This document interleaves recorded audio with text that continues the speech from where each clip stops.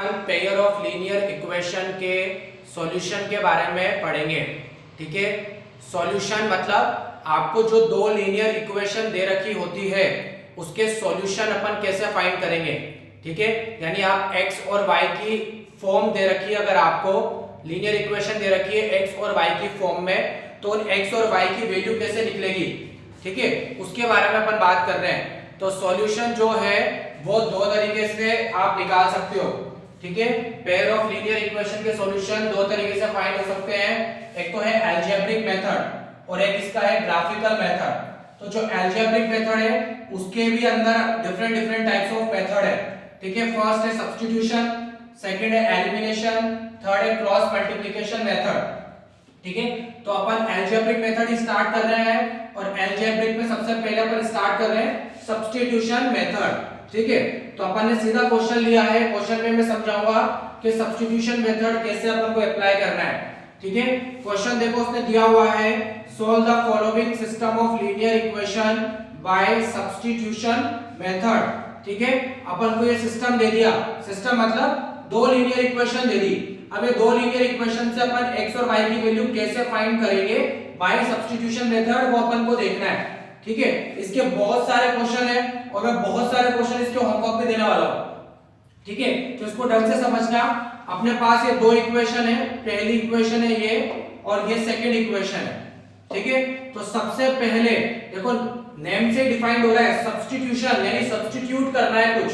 ठीक है, तो सबसे पहले अपन को जो दोनों इक्वेशन में से इजी नजर आ रही है उसको पिक करना है। अगर फर्स्ट नजर आ रही है तो फर्स्ट को ले लो और अगर सेकंड इजी नजर आ रही है तो सेकंड को पिक कर लो।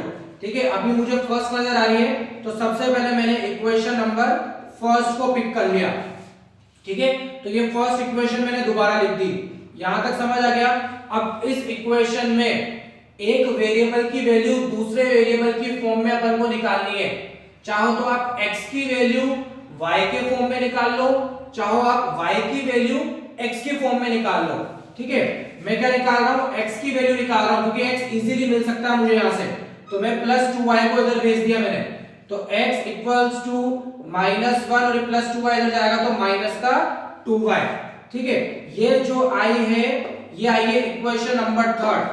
ठीक है, अब अगर फर्स्ट से थर्ड बनी है तो थर्ड को सेकंड में सब्स्टिट्यूट करना है। ठीक है, और अगर अपन सेकंड पिक कर लेते उससे थर्ड बनाते तो फिर अपन फर्स्ट में इसको सब्स्टिट्यूट करते। ठीक है, तो फर्स्ट वाली इक्वेशन को यूज किया मैंने, थर्ड वाली बनी, अब थर्ड को मैं पुट कर रहा हूं सेकंड में। ठीक है, तो सेकंड में पुट करेंगे, देखो ये 2 एज इट इज, x की जगह पे मुझे पुट करना है -1 -2y, -1 -2y, फिर माइनस का 3y इक्वल्स टू 12। क्लियर है यहां तक। अब इसको अपन को सोल्व करना है, बस ये y की वैल्यू निकाल के दे देगा। मल्टीप्लाई करो, देखो 2 को -1 से किया -2, 2 को -2y से किया माइनस का 4y, फिर माइनस का 3y इक्वल्स टू 12। यहां तक ठीक है। अब -2 को भेजा मैंने इधर, इधर सोल्व किया, माइनस का 4y और माइनस का 3y, ये सोल्व होगा तो कितना बचेगा, माइनस का 7y इक्वल्स टू 12। यहाँ पे है -2 इधर गया तो +2, तो 12 + 2 अपने पास आ गया 14, यानी y इक्वल्स टू हो रहा है -14/7, यानी ये अपन को वैल्यू दे रहा है -2। क्लियर है। अब y की वैल्यू निकल चुकी है, इस y की वैल्यू को थर्ड में पुट करके आप x निकाल सकते हो। ठीक है, तो x equals to -1 -2 into y की वैल्यू कितनी है -2। ठीक है, तो x इक्वल्स टू -1 -2 को -2 से मल्टीप्लाई करेंगे तो प्लस का 4 आ जाएगा और -1 + 4 कितना आ गया, +3 आ गया। ठीक है, तो इस तरीके से अपन को पूरा मेथड यूज करना है। बात समझ आ गई अच्छे से। ठीक है, ऐसे कैसे सेकंड क्वेश्चन देखो, अब जरूरी नहीं है कि वेरिएबल x और y की फॉर्म में ही दे। ठीक है, आपको s और t की फॉर्म में भी दे सकता है। ठीक है, तो ये दो इक्वेशन है फर्स्ट और सेकंड। अभी भी फर्स्ट इजी नजर आ रही है मुझे। ठीक है, तो जो इजी नजर आ रही है उसको पिक करना है। तो फ्रॉम इक्वेशन नंबर 1, अब इसको अपन पिक करते हैं s - t = 3। ठीक है, यहां से या तो आप s की वैल्यू निकाल लो t की फॉर्म में या फिर t की वैल्यू निकाल लो s की फॉर्म में। s इजीली निकल रहा है, मैंने माइनस टी को इधर भेज दिया तो s इक्वल्स टू 3 और माइनस टी इधर गया तो प्लस टी आ गया। तो ये आ गई अपनी इक्वेशन नंबर 3। ठीक है, अब फर्स्ट से थर्ड आई है तो पुट कहां होगा, सेकंड में। अब अपन सेकंड में पुट कर रहे हैं, देखो इसको s की जगह पे 3 प्लस टी पुट करना है, ये s रहा तो अपन ने यहां पुट किया 3 प्लस टी। ठीक है, s की जगह पे 3 प्लस टी अपॉन 3। अब तुम लोग इस 3 से 3 मत काट देना, ठीक है, ये आदत खराब है तुम लोगों की, किसी से भी किसी को भी काट देते हो तो 3 से 3 नहीं काटना, क्योंकि ये 3 पूरे के नीचे है, इस t ने क्या गुना कर दिया बेचारे ने। ठीक है, तो 3 से 3 नहीं काटना है। अब प्लस ये प्लस t/2 ये t/2 इक्वल्स टू 6, ये इक्वल्स टू 6। ठीक है, अब इसको अपन को सोल्व करना है और t की वैल्यू निकालनी है।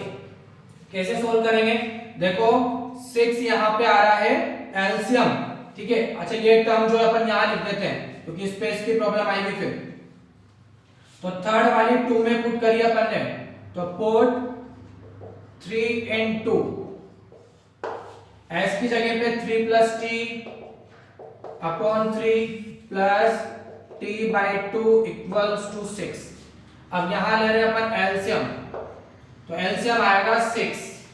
ठीक है, अब 3 का डिवाइड किया 6 में, 2 टाइम 2 को मल्टीप्लाई करेंगे इससे तो ये 2 मल्टीप्लाई आ जाएगा 3 प्लस टी के साथ, प्लस ये प्लस 2 को डिवाइड करेंगे 6 से तो 3 और 3 को मल्टीप्लाई करेंगे t से तो 3t आ जाएगा इक्वल्स टू 6।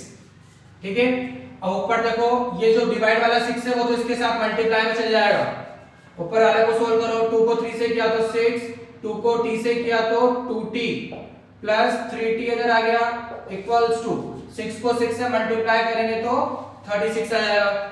अब ये जो 6 है प्लस का वो इधर चल जाएगा तो 2t प्लस 3t ये आ गया 5t इक्वल्स टू 36 माइनस 6 कितना आ गया 30 और 5 से ये कैंसिल हो गया तो t की वैल्यू आ गई अपने पास 6।